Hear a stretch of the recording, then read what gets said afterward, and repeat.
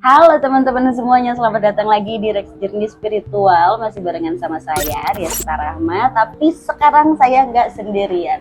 Ada the one and only, the best sister in the universe, Kak Aldini Pratiwi. Hai.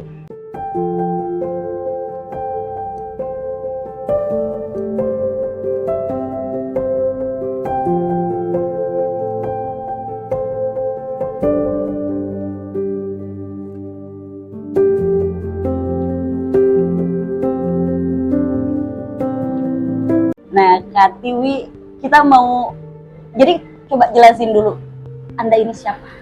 Saya ini ibu anak tiga, Bahan tiga. ibu rumah tangga. Kenapa Kak Tiwi sekarang mempelajari spiritual terus jadi praktisi spiritual, alasannya apa? Kalau mau diomongin dari awal, dulu Maya ngejalanin hidupnya biasa aja ya, kuliah, kerja, terus aja sampai kerja sampai pangkat tinggi, gaji gede. Ternyata kok uang makin banyak malah makin hampa, bukannya makin terisi yang di dalam. Sampai akhirnya sadar satu saat, buat apa sih ini sebenarnya, aku ini apa dan harusnya apa. Akhirnya aku sadar guys bahwa aku adalah seorang ibu, dan akhirnya yang utama jadi misi jiwa. Kalau kita nyari misi jiwa sampai ke ujung dunia, misi jiwaku yang paling utamanya udah pasti mengurus anak-anakku, bukan jadi hanya mencari uang untuk membayar babysitter untuk anak-anakku. Ya akhirnya setelah itu jadi shifting mindset.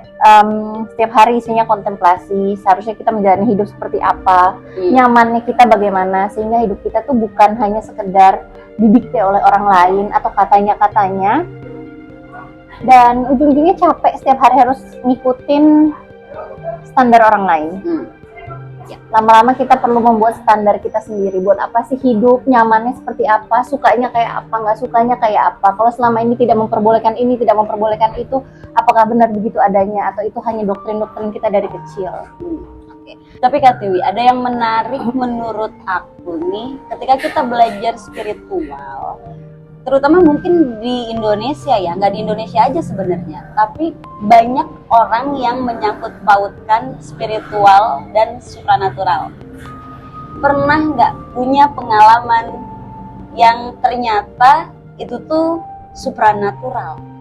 Atau bukan supranatural mungkin ya, gaib gitu. Karena kalau supranatural, teman-teman, aku udah pernah jelasin di video sebelumnya. Kalau misalkan teman-teman mau lebih lihat penjelasan tentang apa itu supranatural, nanti tonton di video ini ya. Tapi paham ya maksud aku ya? Pernah ada nggak pengalaman? Sebenarnya segala sesuatu yang kita tidak bisa lihat dan kita tidak paham, kita akan selalu bilang itu gaib. Padahal semakin kita membesarkan pengetahuan kita, akhirnya hal tersebut bukan gaib lagi. Bahwa Allah aja gaib, Tuhan aja gaib, karena nggak pernah lihat gitu. So kenapa gaib harus dikaitkan dengan hal-hal yang selalu klinik dan segala macam? Berarti sama aja kita bilang kalau Tuhan kita klinik. Yang mana ya memang benar-benar, karena memang Tuhan sendiri itu adalah zat yang tidak bisa kita lihat gitu. Membahas soal supranatural, kalau kita baca bukunya Joe Dispenza, every human is naturally supranatural gitu. Jangan sampai kita tuh dibodohi dengan kata-kata bahwa kita perlu melakukan ritual tertentu yang akhirnya kita hanya relying on entities untuk membantu kita gitu, yang mana kita sendiri di dalam, ketika kita belajar spiritual adalah kita menyadari bahwa kita adalah percikan Tuhan, yang mana kita dengan membersihkan diri, kita doing the inner work, itu akan ada kemampuan, memang kemampuan manusia yang memang setiap manusia itu punya sixth sense ya teman-teman. Jadi tolong jangan terpedaya dengan kata-kata indigo yang seakan seseorang punya sixth sense dan seseorang tidak, karena semua orang punya feeling. Jadi kita ada di sini tuh sebenarnya untuk menjelaskan bahwa setiap orang tuh punya kemampuannya sendiri, asal menyembuhkan dirinya, membersihkan dirinya. Semakin kita membersihkan diri, kita inner work, itu clarity-nya keluar dengan sendirinya, sixth sense-nya keluar dengan sendirinya. Dan sixth sense itu bukan soal melihat hantu saja. Jadi semua orang itu punya sixth sense-nya masing-masing. Kayak seseorang yang jago melukis, itu sixth sense-nya dia, itu gift-nya dia. Seseorang yang jago pebalap lah, apapun itu, that's your sixth sense. So find your sixth sense itu dengan cara, kenapa ada sesuatu yang menurutmu mudah, menurut orang lain susah, that's what you need to search. That's what you need to find within you.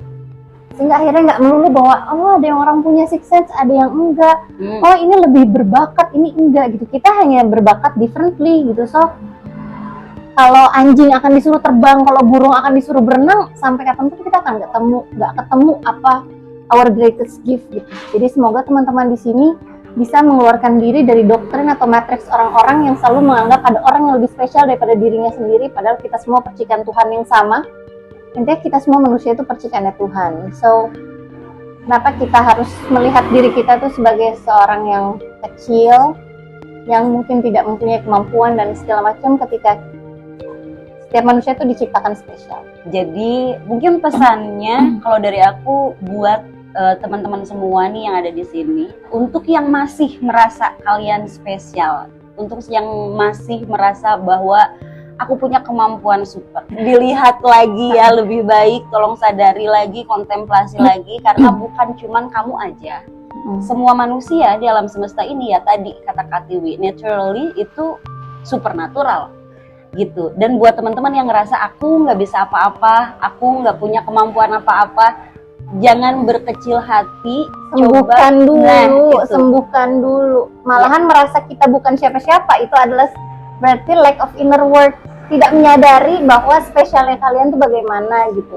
Sadari bahwa Tuhanmu pasti menciptakanmu itu tidak dengan cuma-cuma. Yes. Dan untuk orang-orang yang merasa sudah spesial, baiknya mari kita kontemplasi bersama. Karena siapalah kita merasa sangat spesial seperti itu.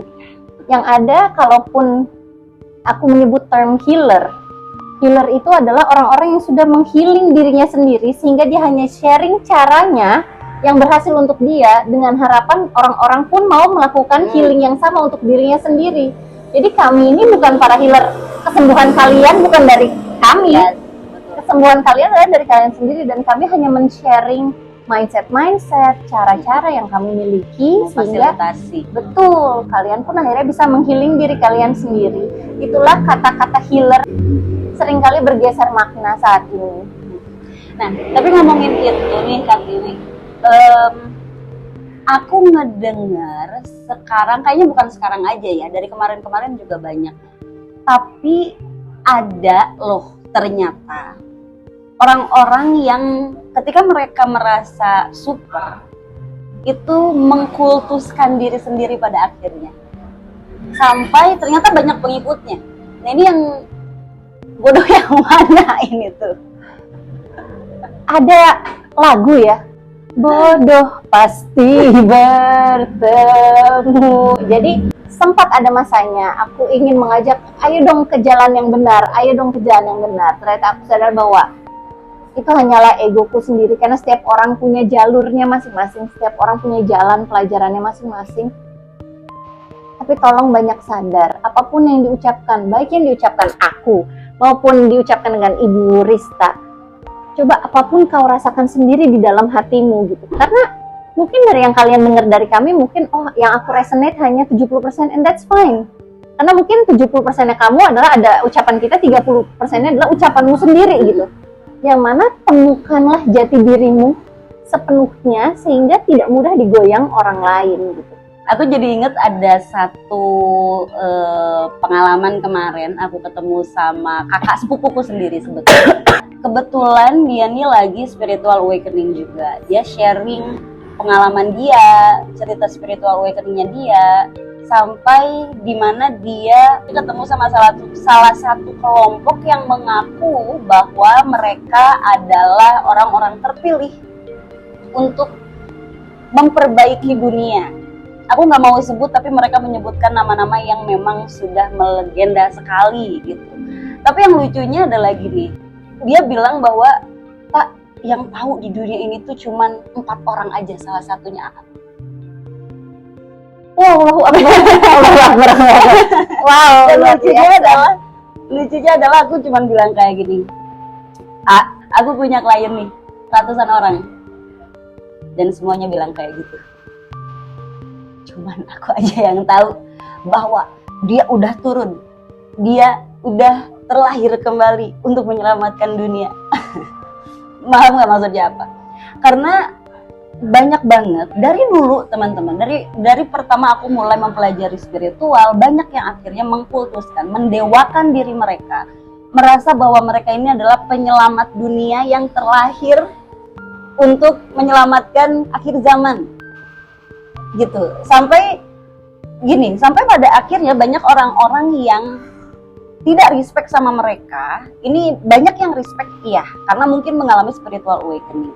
Tapi banyak yang tidak respect sampai akhirnya mereka nih semudah ya, ramalan dari dulu kayak begitu, nggak kejadian-kejadian. Katanya mau perang dari dulu kayak gitu, nggak kejadian. Ini sampai udah speechless karena fenomena seperti itu tuh banyak sekali ya. Apalagi di Indonesia, fenomena Ratu Adil, Satria Piningit.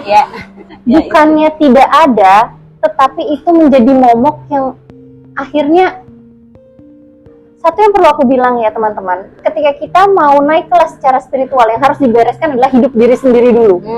Jadi orang yang berbicara, tolong lihat keuangannya, lihat bagaimana posisi dia di masyarakat.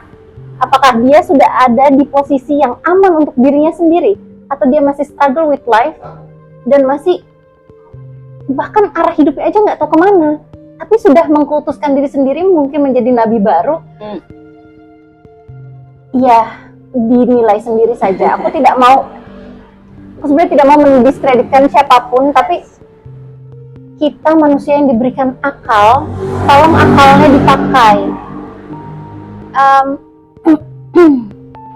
Sebenarnya lelah sekali sih dengar yang seperti itu. Aku tidak mengatakan yang namanya Satria Piningit itu tidak ada. Ada, tapi apakah itu orang? Ataukah sekumpulan? Ataukah akhirnya kolektif? Setiap manusia yang naik kelas menjadi Satria Piningitnya sendiri untuk memberikan bantuan untuk membentuk dunia baru misalnya, atau New Age, atau 5D, sehingga tidak mengkultuskan bahwa akulah penyelamat dunia gitu. Kayak lelah guys, lelah sekali.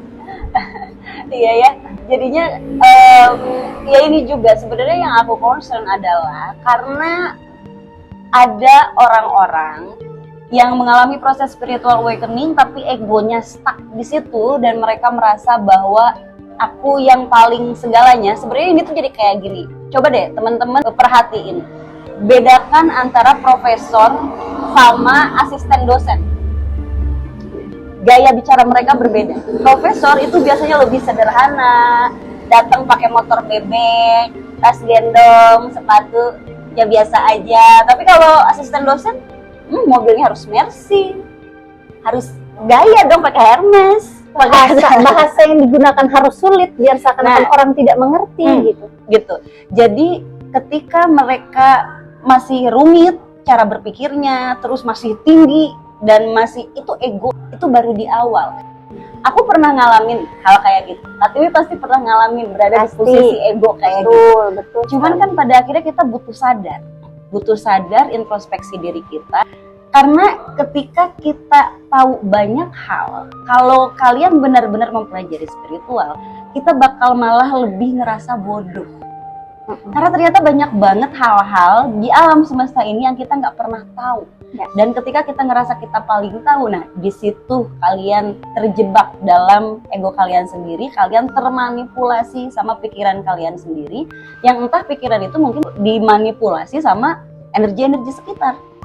Gitu, ego-ego dari manusia lain ataupun energi-energi dari makhluk yang memang pengen supaya kalian nggak sadar. Itu banyak banget fenomena-fenomena kayak gitu dan sedih banget sebenarnya.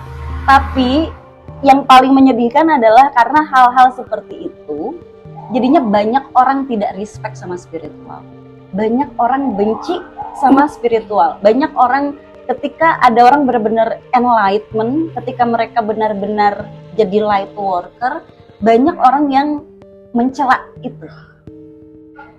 Jadinya itu ya malah ini kapan dunia mau sadarnya, kapan? Cuman ya balik lagi, salah siapa ya? Nggak ada salah siapa ya, kita perbaiki diri kita sebaik-baiknya lah. The more you know, the more you don't know. Itu perlu ada kesadaran diri bahwa aku bukan yang paling. Hidupku ini hanya menjadi the best version of myself and versus me yesterday.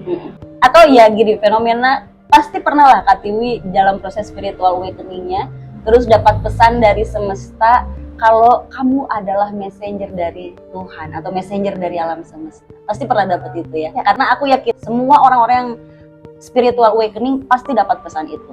Kalau kalian dapat pesan itu bukan kalian aja, coy. Setiap manusia adalah penyampai pesan. Asalkan clarity-nya sudah terbuka. Jadi kayak sampah-sampah di bawah sadarnya dibersihkan.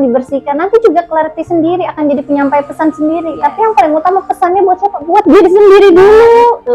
Jadinya ketika ada orang, jangan sampai ketika teman-teman dapat pesan itu, pesan dari semesta bahwa kamu adalah seorang messenger, terus tiba-tiba, wah aku di messenger, aku di nabi nih, aku Imam Mahdi berarti. Wah. Ya, tolong, ini kita bukan menertawakan ya, bukan maksud pengen menertawakan hal tersebut, cuman itu jadi lucu teman-teman, karena tidak sadar, itu nggak sadar definisi dari tidak sadar diri itu ya itu gitu. Bukannya kita pengen menyerang teman-teman spiritual sendiri, tapi memang banyak hal yang butuh dibuka gitu. Apalagi dari kemarin orang-orang spiritual gencar banget bilang kita masuk ke 5D, kita masuk ke 5D, tapi mana ini kayak seolah-olah pembodohan aja udah gitu. 5D itu yang kayak gimana? Aku udah ngejelasin tentang 5D, teman-teman boleh cek di video sebelumnya. Tapi maksudnya ya itu ya, balik lagi kita butuh sadar bahwa ketika kita disuruh masuk ke 5D, dimensi supranatural, itu bukan berarti tiba-tiba kalian akan cering teleport langsung masuk ke dimensi lain. Enggak, proses dulu. Kita yang harus berusaha untuk bisa masuk ke sana, bukan tiba-tiba terus oh aku cerang-cerung jadi sulap gitu ya. Perlu stripping of illusions juga, mana yang dirimu, mana yang bukan itu. Dan itu prosesnya dengan nasty dan penuh air mata, guys. Itu a lot of inner work ya. Gitu ya. Jadi banyak hal, banyak PR yang butuh kita kerjakan. Karena ini banyak banget yang nanya, spiritual awakening kapan berakhirnya? Tidak akan pernah berakhir. Karena ada satu fase terakhir dari proses spiritual awakening, yaitu fase the mission, di mana kalian harus menjalankan misi hidup kalian, misi hidup kita masing-masing seumur hidup. Jadi nggak akan pernah berakhir. Nah, karena ada the mission itu, ada proses panjang yang tidak akan pernah berakhir tersebut, dan itu adalah pekerjaan. Jadi PR kita banyak sebelum nyampe ke situ. PR-nya harus diselesaikan dulu, inner work-nya harus diselesaikan dulu. Nanti mungkin kapan-kapan kita ngebahas tentang inner work ya, apa itu inner work. Mungkin kita sambung lagi di video berikutnya ya Kak Tiwi ya. Nanti tungguin aja, nanti kita akan bahas tentang beberapa topik lain tentang spiritual. Untuk video kali ini cukup sampai di sini. Terima kasih banyak buat teman-teman semua yang udah nonton sampai selesai. Kalau teman-teman suka dengan video dan pembahasan kita, coba teman-teman kasih like-nya, juga boleh di-share ke teman dan saudaranya yang mungkin sedang membutuhkan, sedang dalam proses spiritual awakening. Kalian juga boleh komen, boleh kasih kritik, silahkan kasih saran, boleh banget teman-teman. Kalau ada pertanyaan juga silahkan ditanyakan di kolom komentar. Dan paling penting jangan lupa buat teman-teman yang gak sengaja klik video ini dan baru masuk ke Rex Jadi Spiritual, tolong dikasih subscribe-nya. Kami minta keikhlasannya untuk di subscribe channelnya supaya kita akan bisa terus berkembang dan lebih banyak lagi ngobrolin tentang banyak hal tentang spiritual. Kalau gitu terima kasih banyak semuanya. Kita ketemu lagi di video berikutnya.